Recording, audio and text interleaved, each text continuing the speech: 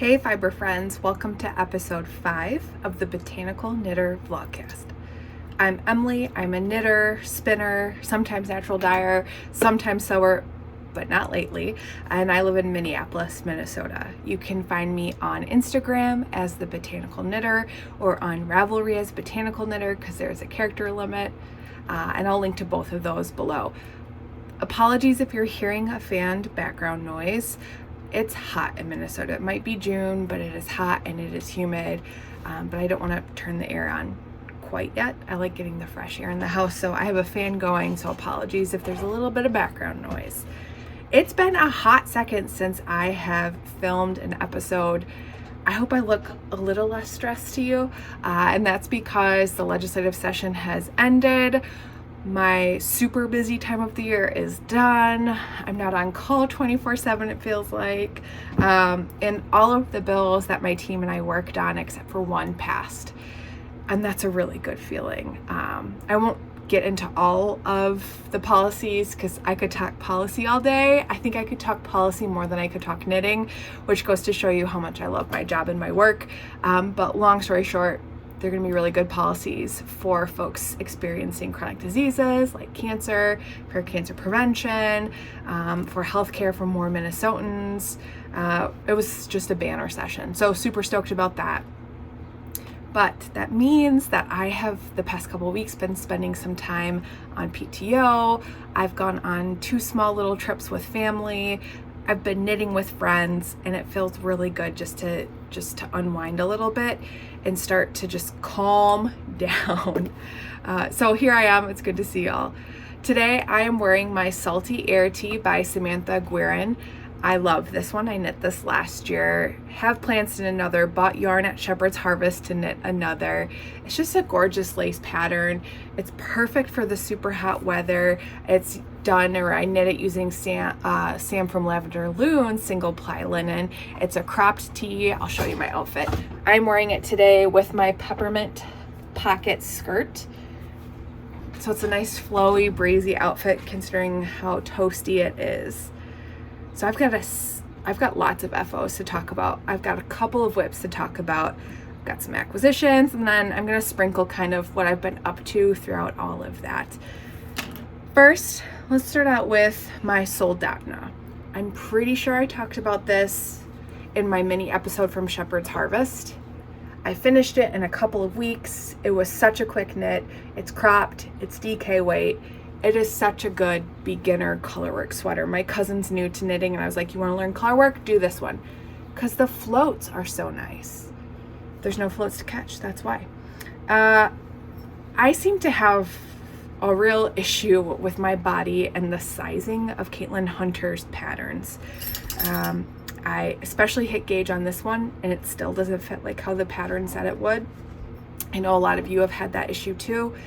I had that issue with my Tecumseh sweater. Even my Miss Arena was a little tight even when I hit gauge. So lesson, I guess, is to always go up a size even if it doesn't follow her directions, just so it better fits my body and my bust for sure. I would knit this one again, but up a size, and I think neons would be magical. Magical. Do you have a favorite yarn dyer that does neons? If so, drop a comment, let me know. I'm on the eye out. Like, I'm thinking an electric purple, lime green, navy, and gray, like some darks, more neutrals, some neons, though neons are neutrals. So yeah, but I'm keeping my eye out. But if you have any neons you would recommend, please let me know. All right, my next finished object, I know I kind of alluded to at the last episode, and that is the When in Rome tee by This Bird Knits, Annie at This Bird Knits. Also knit using the single ply from Lavender Loom, linen, and merino blend. I really like this super simple lace piece across. It's flowy, it's got nice drape to it. Same kind of, it's a little bit boxier than this one, and I did knit mine longer, so it's not super cropped. I would knit this again, but I would go down a size and knit it a little longer just so I have a variety of fit in my closet. But it goes quick. Larger needle sizes, larger gauge, super flowy, and just that little bit of lace piece. Otherwise the rest is just vanilla knitting. That pattern came out in May, and you can find it on Annie's Ravelry page, and I think she links to other non-Ravelry accounts as well, and I'll link to it below. All right, my third finished object that I don't have with me because I gifted it is the Helianthus tank by Andrea Gaughan. This one I definitely have talked about before as I was knitting it. I've talked about how it just was going on forever because to hit gauge, I had to use US 1 needles, and it was tiny, and it took a long time. Once I split, because it was knit bottom up, once I split for the front and back, it actually went a little quicker, and I think that's only because you're doing decreases. I finished it, blocked it, still didn't love the fit, even though I'd added on an extra inch, so I ended up cutting the bottom, picking up stitches, and re-knitting another 3 inches before doing the twisted rib and bind off, and still didn't totally love the fit on me. The pattern says it should fit with 0 to -2 inches of positive ease, and I was probably at 2.5 inches of negative ease. Sorry, negative ease. It should fit with negative ease. A lot of the pattern testers did it with positive ease, and I wish I could do that. So I'm going to go back and do another one with positive ease. I think I would just like how it fits better on my body. I also plan to use it with different yarn. I found the Undyne yarn from Ritual Dyes really showed all of your uneven stitches. Even after blocking, it still looked a little wonky, especially when you split for the top. I probably should have gone down another needle size for knitting flat to make sure the tension was consistent, but I wasn't going to do a US 0 needle. That just wasn't in my mindset at the time. So I would do it again, different fabric, and just not worry as much about the gauge and knit it a size up. I did gift that to my cousin Jilly. She looks so cute in it. It makes me happy to know that a knit is making somebody happy, and because I'm knitting all the time, I'm starting to really stockpile finished objects, so it feels good to make sure they're getting wear. The fourth finished object I have is a new pattern. It's not out yet, so I'll just kind of quickly show it. It's another pattern by Guerin, sorry Sam, and it is the Pampas tee. It's so pretty, a very nice knit. I enjoyed knitting the whole thing. It's got a beautiful lace top part in the yoke, I-cord neckline, not super cropped, and it's a tighter fit, and I really like it. Still has a little bit of positive ease, but not too much. She just does beautiful summer tops, and so the second I saw she had a testing call, I jumped on it. This will be out, I think, on June 15th or 16th. Just keep a track of her Instagram account or my Instagram account, and I'll post about its release there. But this is a good summer staple. I knit it using Holst Garn Tides, which is wool, silk, and linen. You can see the linen in the fabric there. But this is a good one. I think this would be a great gift knit. I think my mom would really like this one, so Mimi, you might be getting one of these. And then my last finished objects are spinning. I haven't been spinning as much, so these were definitely done earlier in May. The first is this bunch of Teeswater, 2-ply DK, about 370-400 yards. It's beautiful, naturally dyed, and I really liked spinning it. The Teeswater is from Orchard Acres here in Minnesota. The fiber was purchased from Badger Face Fibers at Get Ben's Farms. Really, Teresa might still have this in her shop, but it was a good spin. I have no idea what I'm gonna make with this. Any recommendations? I think it'll be pretty drapey, so maybe a shawl, but who knows? I'm not in the mood to knit shawls right now, so it'll just stay in my stash and look beautiful. My second finished spin is the March Hello Yarn Fiber of the Month Club. I can't remember what it's called right now, but it is so pretty. I'm really happy with how it turned out. This might be my best spin, and best is in like my standards, but 2-ply, a lighter DK, about 140 yards. And I think the colors are so beautiful. I just split the braid straight in half and then spun it top to bottom on one bobbin, top to bottom on another bobbin.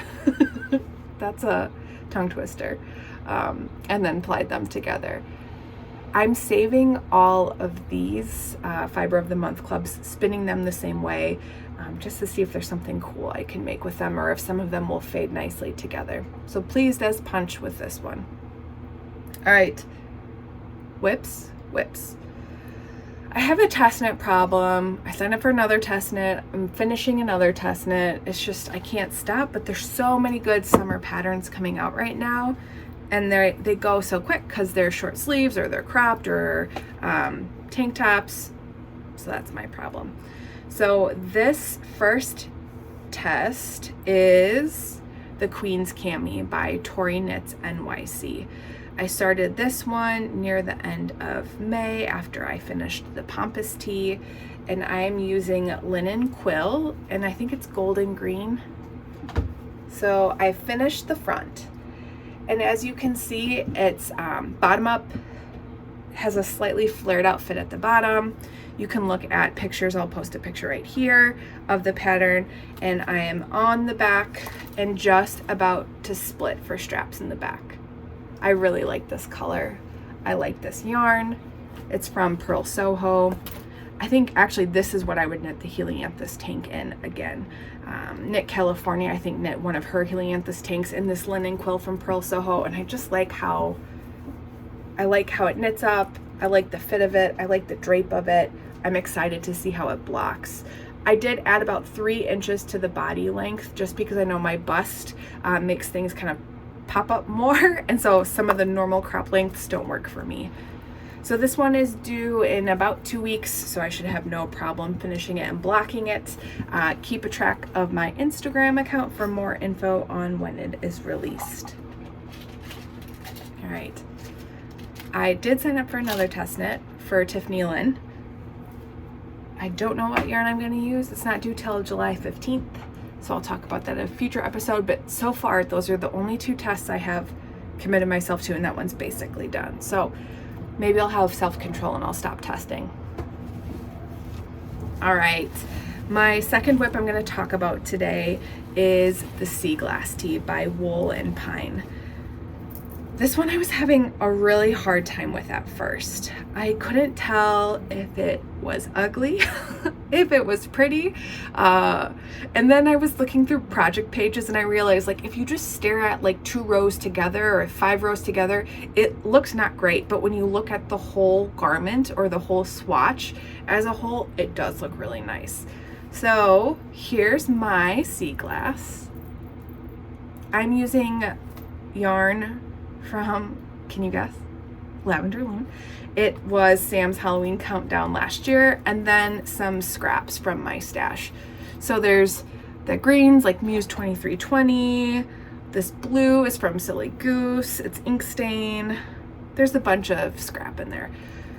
So this one is definitely more of a cool tones, but a little bit of warm throughout.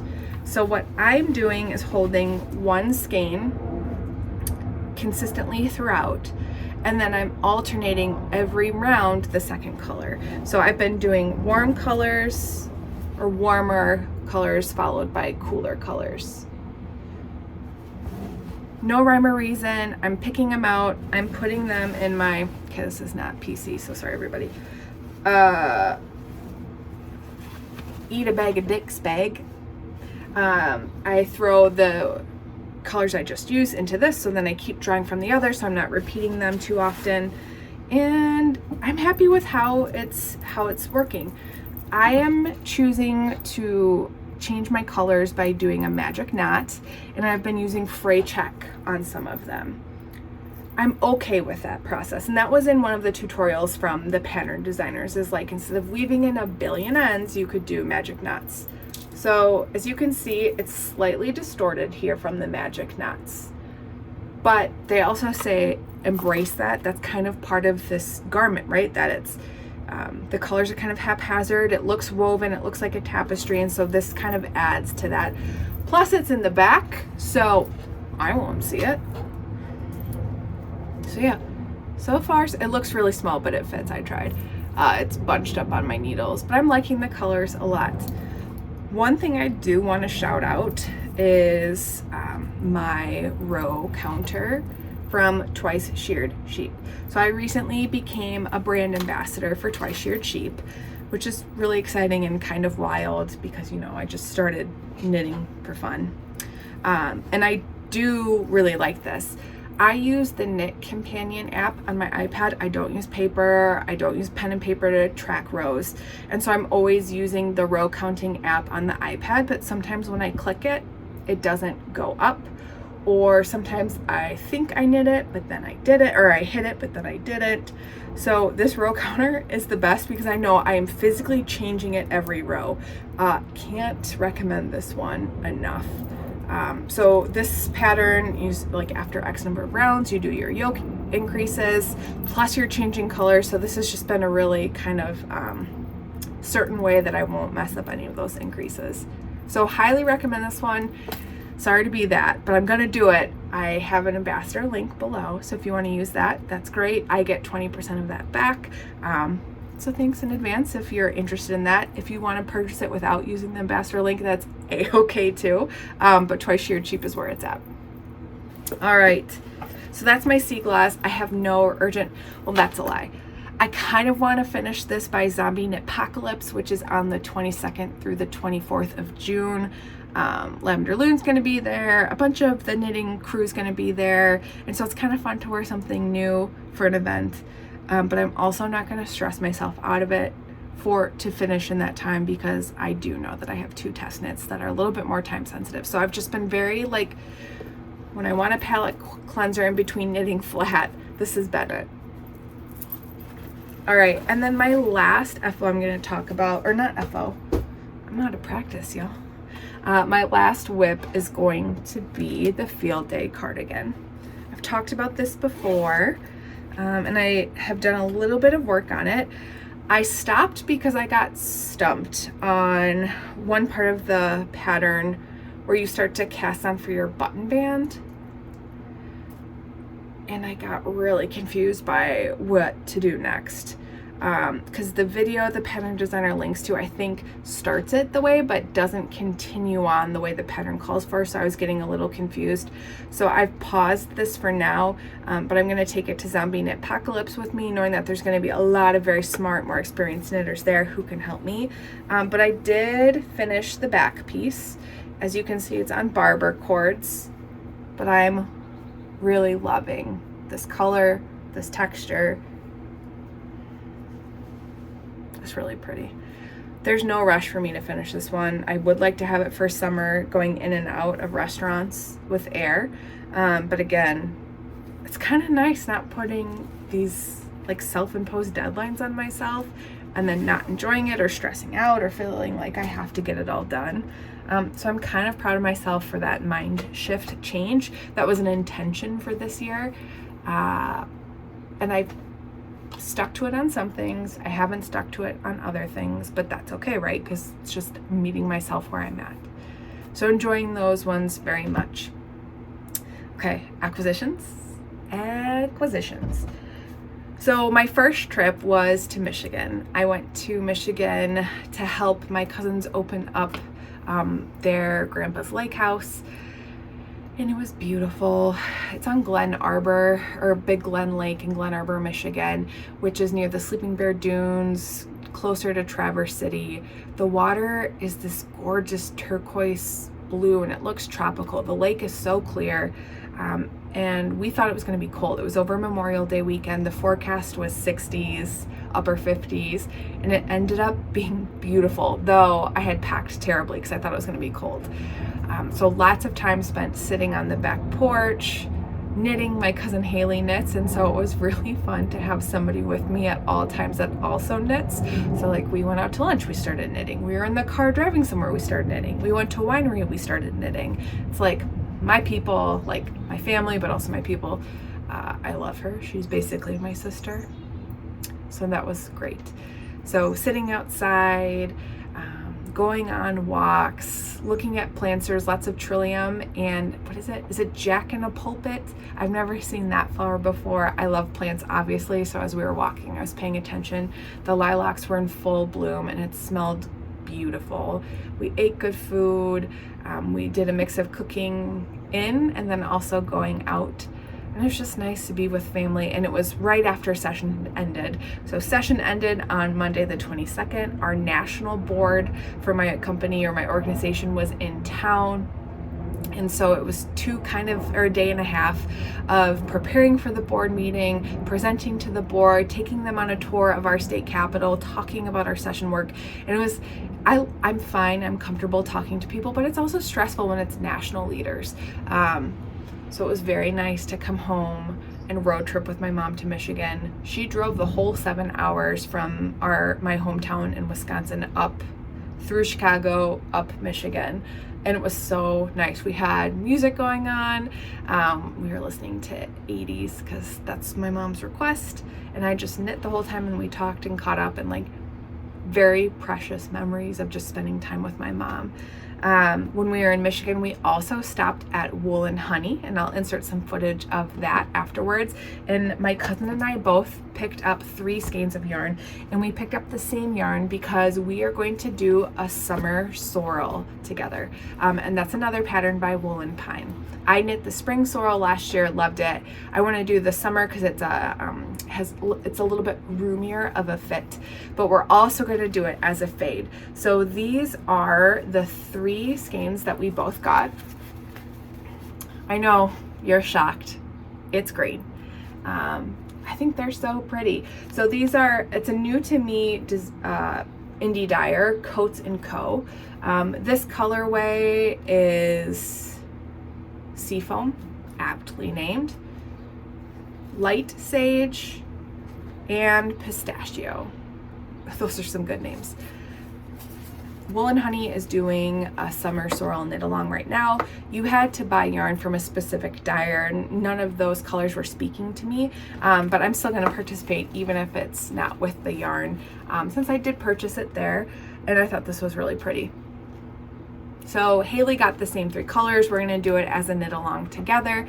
She lives in Milwaukee, so we'll just, be messaging and Instagramming and maybe Zooming together for it. Also, while we were in Michigan, we went to Mobby, which is a winery. They do all sparkling wines.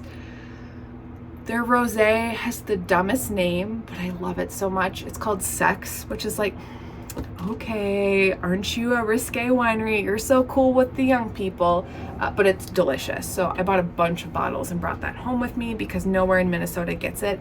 They do ship to Minnesota, but since we were there, we got it. It was so nice to be there in the sun, knitting, catching up with my cousins and my mom. It was just, heartful kind of moment. So we came home from Michigan. I worked a couple more days, drove back to Minnesota. I think I drove 21 hours over 4 days, which was a lot, but that's fine. It was worth it. So I drove back to Minnesota, worked for a couple of days. My husband and I went to a wedding. I did not bring my knitting. I did not wear any knitted objects. Who was I? I don't know. But then after the wedding, we ended up driving back to Wisconsin. We drove to Milwaukee for a couple of days to spend more time with my cousin Riley and Haley. Riley's my cousin, Haley's his wife. It gets confusing when I'm like, oh, my cousins, they're married.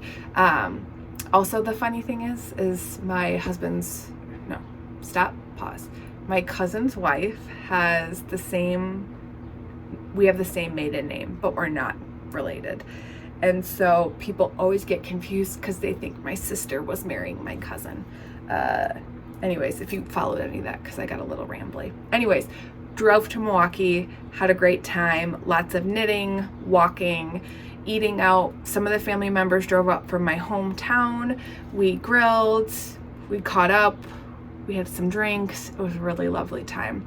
And then we did go to a show. That's why we had planned for the Milwaukee trip in the first place. We got to go see Death Cab for Cutie at Riverside Theater, Milwaukee. It's this really beautiful historic theater. There was no general admission area. It was all seated, which was kind of nice, but I know I sound like an old person when I say that, or showing my age a bit, that I was like, I don't feel like sitting in a pit right now or standing in a pit. Gorgeous show. I have some footage in there. I've listened to Death Cab since I was 13 or 14. My favorite album is Plans, and that's because my friend, before I could drive, would pick me up, and we'd go to early morning orchestra rehearsals, and we would listen to Plans top to bottom. it's one of those albums that I know like what the next song is going to be, and I can start to sing it before it comes on. So that was a great time. So my heart is super full after all of this family time. So I know that was a lot of rambling and acquisitions, but I just thought it made sense to add those together. So my second bunch of acquisitions is from Woolberry Fiber Co. I was so excited to order this. This is from her Caboose collection, and this is Corgi Caboose. And I had to get Corgi Caboose because I have a Corgi. I had a little photo shoot with Harry, our Corgi, with the yarn, and it just is such a good fit. Bethany did a great job with this. She was a gem and had a special offer for folks who are going to Flock in Seattle, that if we wanted to get our fiber a little bit earlier so we could wear our finished garment from the Caboose collection to Flock in August, she would ship those out first. And I'm really grateful she did that. They came so quickly. I am not totally sure. I'm thinking about a couple of different colorwork patterns, a pattern from Olga maybe, and I'm thinking about my contrast color. So future knitting here, and I'll talk about it more in future episodes once I land on a pattern that I want to do. My last acquisition is something I purchased from Twice Sheared Sheep, and it's these snag-free stitch markers, and they're cats. Oh shoot, focus. There we go. So if you can see, they're not closed. They have this little, the tail part of the cat, you can wind around your yarn, so you can use it like one of the light bulb stitch markers, or you can just use it like a round stitch marker. So I purchased those because they just came out and I was really curious to try them out. On thin yarn, it does come off a little bit, but on thicker yarn, it doesn't budge, and it works really well for counting your rows, like on sleeves or something. So I was glad to get those. I think they're super cute. As part of my ambassador package or greeting package, I got a bunch of goodies from them. The row counter, I got this adorable tin, Sheeps and Plants, hello, several stitch markers, or different kinds of stitch markers. One of them I think is Pretty Ingenious. I don't remember the official name. I'll link to it below, but it fits on your needle and it just looks so pretty. And you can also wind it around your yarn because this kind of hooks, but it stays put. And so these are really pretty spring flowers with some leaves. So thanks to them for that one. I like it a lot. Okay, I think that's it for acquisitions. I think that's it for knitting stuff. Over the past couple of months, I've participated in a spin with you. I'm spinning different fibers, went to Shepherd's Harvest in early May, which was so much fun. I have a mini episode just on my haul and kind of our time there. Tomorrow is Knit in Public Day, Saturday, June 10th. I had initially planned a potluck picnic in a public park in Minneapolis, and everybody who lives around here is totally invited to attend. It's supposed to rain, which is great because we need the rain. Most of Minnesota is in a drought already, and it's only June. But the rain's gonna throw it off. So TBD on where we end up hosting it. I'm thinking we'll move it to our Biter Brewing in Minneapolis. So I'm sure another podcast episode will talk about that. I think that's all I have. It's been busy, but now things are slowing down and it just feels good to just... I did film a mini episode on natural dyeing. Last weekend, I decided to get creative and try natural dyeing with the peonies that were blooming in my garden. I hadn't really seen much out there about dyeing with peonies, and you'll hear all about that experience, and I'll show you the yarn. But I kind of very high level walk through the natural dyeing process. Salted caramel cold brew from my coffee shop I picked up on my walk this morning. It's all melted, but it's still good. I plan to also film an episode on my natural dye garden. It is still early days. I did, however, have my first cosmos bloom. That was from, it had self-seeded. So last year it had dropped seeds and started growing up again, more of them. And so I have the first bloom there. I have a couple marigold blooms going. Coreopsis is just starting to pop, and so is the hollyhock. So I'll do a garden tour where I talk all about, you know, what I decided to grow this year, what colors I hope to get, kind of the process for harvesting and drying or fresh dyeing. So more to come there. So I think I've covered everything. I mean, I'm sure I'm missing something because it's been a couple of weeks, but I've got lots of footage that I'll throw in here at the end, and that'll kind of catch you up to on what I've been doing, what I've been making, who I've been hanging out with. But that's that. So I hope wherever you are, you're doing well. I look forward to catching up with you all. Drop in some comments, let me know what you've been doing, and I will talk to you very soon. So my plant of the month is going to be the Hosta. So it's not an indoor house plant, but it is an outdoor plant that I love. My dad loves hostas, so that's where I got it from. So I collect them.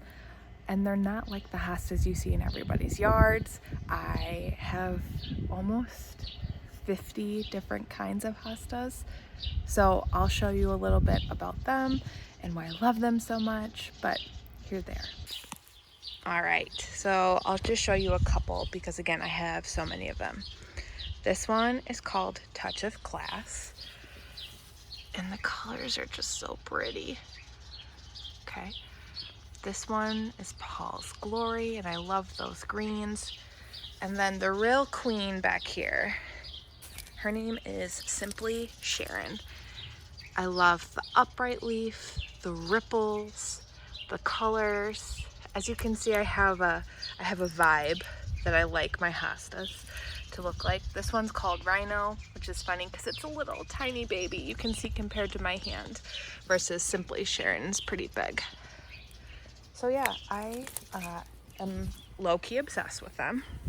I have 3 other hosta beds in my yard, but this is my backyard hosta bed, or one part of it.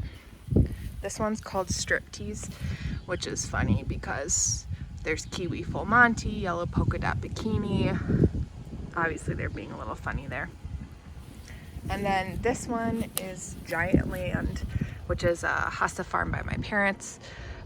It's their strain of Golden Goddess. It'll get more yellow or chartreuse as the summer goes on. So yeah, I'll do a full garden tour later when I talk about my natural dyes.